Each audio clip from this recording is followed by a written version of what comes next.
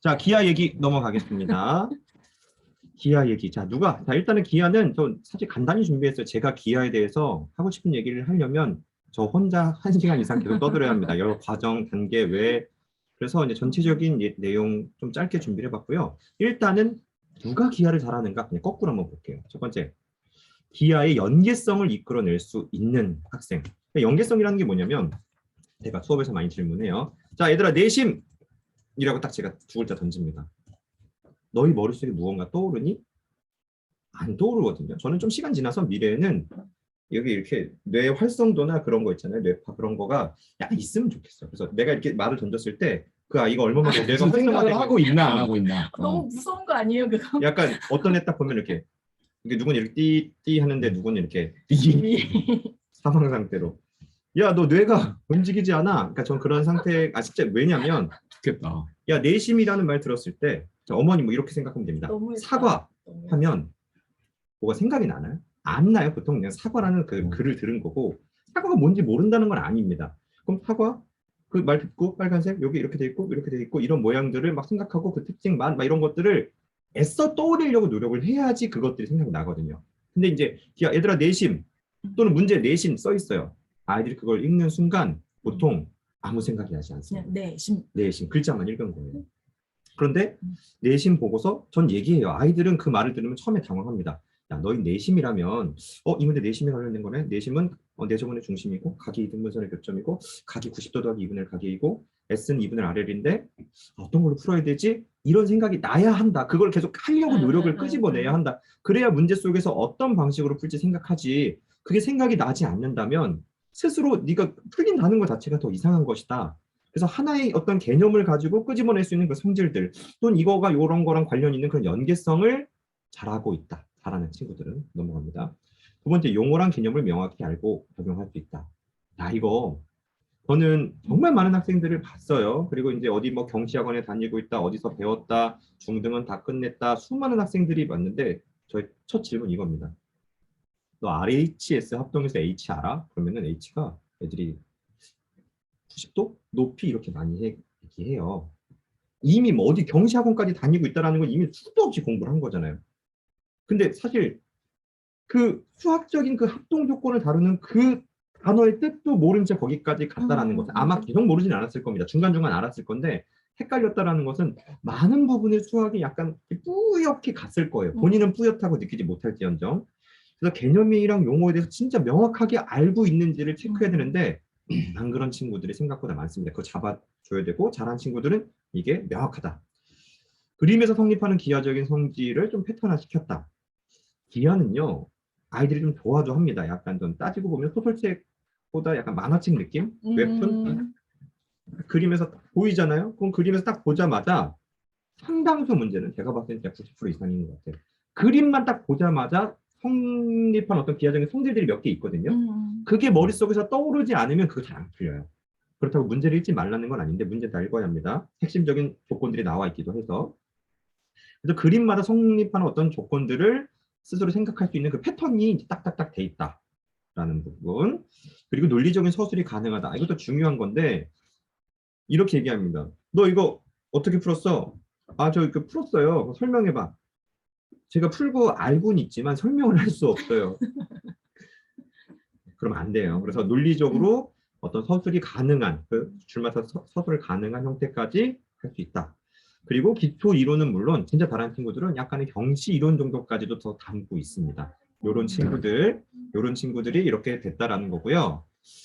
자, 그 다음에 이제 그렇다면 기하 학습 전략. 너무 급하게 넘어갔네요. 혹시 어머님도 요거 다시 한번 보세요. 워낙 중요한 거여서 네, 이런 아이들이 잘한다. 자, 요거 한번 더 얘기 드렸습니다. 자, 그러면은 기하 학습 전략. 기하 어떻게 공부해야 될까? 암기해야 할 개념과 이해하고 응용해야 될 개념을 좀 구분해야 한다. 자, 이게 좀 뭐 제가 늘 이런 얘기 많이 이제 하는데 모든 개념을 암기하거나 모든 개념을 이해하고만 넘어가기에는 전략적으로 좋지는 않습니다. 뭐냐면은 이 개념은 너무 중요해. 당연히 이해해야 되는 것도 맞지만 너 이걸 확실하게 암기되어 있고 내가 물어볼 때마다 계속 꺼내 쓸 수 있어야 돼. 야, 가계이득분선 정리 뭐야? 잠깐만요. 어디서 들어본 적 있어요? 그래서 종이 펴서 다시 유도해서 아, 이거네요. 능력이 좋은 아이긴 하지만 문제 풀기에 최적화되어 있지는 않은 거죠. 그리고 어떤 개념은요. 자, 이제 여기서 암기, 이게 너무 어려운 내용인데 문제집마다 다양한 공식들이 막 등장을 해요. 저는 선생님들 입장에서는 그 공식 외우면 안 돼. 그 공식은 네가 외우는 순간 이게 무슨 공식인 것처럼 이해하지만 그거는 외워서는 응용력이 오히려 줄어. 맞아요. 원리만 이해하고 이렇게 가야 돼. 가끔 절대 앞으로 사용하지도 않을 이상한 공식을 외워서 적용해서 푸는 친구들이 있거든요. 대수도 가끔 그런 친구들 있어요. 미적분 같은 거. 큰일 납니다. 그러니까 이걸 구분을 잘 해줘야 되는데 뭐 예를 들어서 문제집들 보면 좀 뭐 출판사 얘기해도 되나 뭐 강한 게 있잖아요. 되게 이렇게 센 교재가 있잖아요. 뭐라고 고소할까 봐. 책자집 센 네, 되게 센 어떤 뭔가 약간 그런 교재 같은 경우는 거기 개념에 이게 공식이 하나씩 나와 있거든요. 아이들이 그거 보고 따라하고 그거 보고 따라하고 하면은 책 전체를 이해하지 않고 풀 수 있어요. 엄청납니다. 물론 어려운 문제들이 좀 숨어 있지만 책 전체적인 흐름을 이해하지 않고 규칙성으로 따라하고 그렇게 해서 끝나면 아무것도 남지 않아요. 중요한 건 이걸 잘 누가 구분해줘야 되는데 이건 대수도 마찬가지라는 거. 그걸 잘 구분해주는 게 저희라는 얘기밖에 할 수가 없네요. 자, 그 다음에 원리를 통한 개념 이해. 어느 하나를 배울 때 저는 근데 얘기 많이 하는데 너 이거 어떻게 배웠어? 어떤 애가 선생님 이거는 그냥 얘 더하기 얘잖아요. 그래요. 오, 맞아. 이유 알아? 그냥 그렇게 배웠어요. 그냥 배울 때 그냥 그렇게 배웠어? 아니면 설명을 했는 네가 원리를 들었는데 기억이 안 나는 거니? 아니면 원리를 안 들었니? 했더니 그냥 이 공식 이런 게 성립한다라는 그냥 결론만 들었어요. 이게 무슨 수학이냐? 그러면 안 된다. 수학이라는 건 철저하게 논리적으로 쌓여가야 되는 것이고 어느 하나조차도 이게 이런 논리인데 이런 식으로 하는 거란다. 가끔 그런 건 존재합니다. 지금 이 원리까지 얘기하면 요거는 너희한테 너무 힘들어. 이 원리는 뭐 중3 과정 갈 때 들어갈 때 얘기할 거니까 지금은 간단하게 기억하고 중3 때 집중적으로 보자. 가끔 그런 게 일부 있는데 기본적으로 모든 하나하나는 원리를 듣고 그 원리를 응용해서 할 수 있는데 자주 사용하는 몇 가지에 대해서는 패턴화된 어떤 공식으로도 정리해놔야지 기하가 되는 거지 원리를 안 들은 채 넘어가는지 안 가는지 어머니 잘 구분하셔야 됩니다.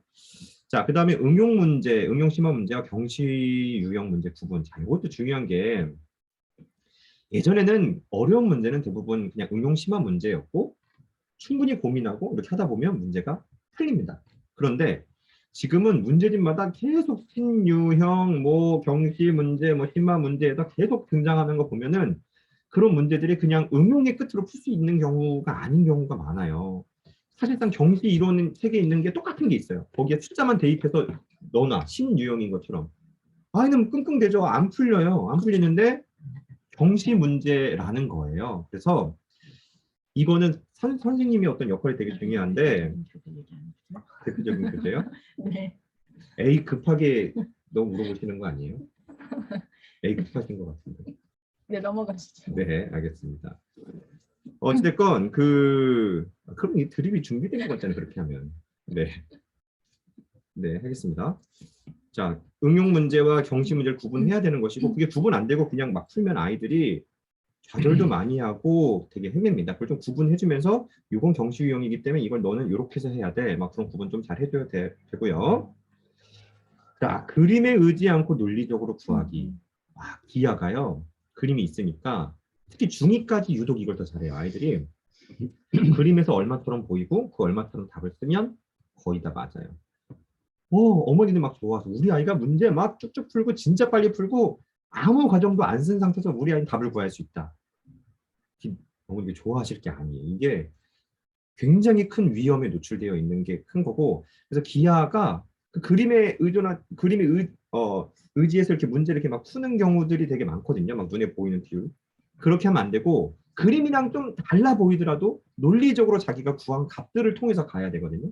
그래서 가끔 이제 학교 시험에서 선생님들 중에는 그림을 비율 같은 걸 안 맞게 그려주시는 분들도 계세요.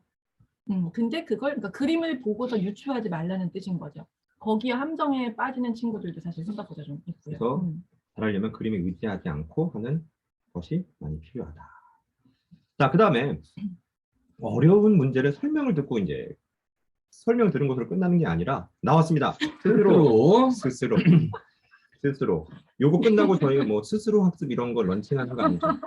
자, 얼마나 스스로 고민하고 문제를 풀어봤는지 어려운 이게 학습은 다 똑같습니다. 그냥 어려운 설명, 엄마, 나 오늘 이런 어려운 문제를 설명을 들었어. 물론 그렇게 이끌어주는 과정도 중요한 수준의 학습들이 존재하지만 그래서 너가 얼마만큼 문제를 스스로 해결해 보려고 했니? 네가 한 건 얼마니? 이런 거 자체가 중요한 거고 결국은 똑같습니다. 모든 학습이 이 학습은 풀지 않고 듣기만 해도 끝난다라는 거는 많지 않아요. 물론 초등 쪽은 좀 그런 것도 좀 있다라고 봐요. 이렇게 들어보고 간단한 적용만으로도 쭉쭉쭉 넘어가도 되는 거.